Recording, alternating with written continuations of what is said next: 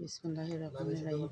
Hello guys, এখন আমি আনাস আলু ভাজবো। সঙ্গে থাকুন কেমন করে ভাজি।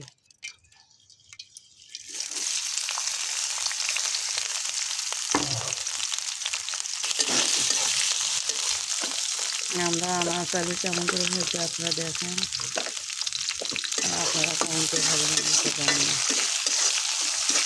সঙ্গে এই যে আমি এখন একটু আদা রসুন কুচা দিলাম, তারপরে হলুদের গুঁড়ো দিলাম। এই যে ভাজা হয়ে গেছে পেঁয়াজমরিচ, এখন ডিম আলু ঢেলে দিলাম।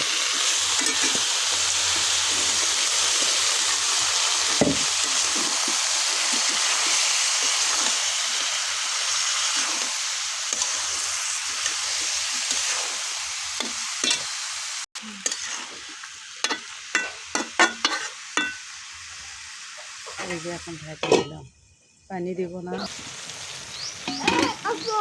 এই দেখুন সিদ্ধ হয়ে গেছে, এখন আমি ভাজবো।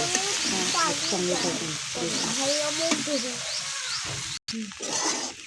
এই যে আমার আনাজ ভাজি হয়ে গেছে, আনাজ আলু ভাজি হয়ে গেছে, এখন আমি ঢেলে দিই।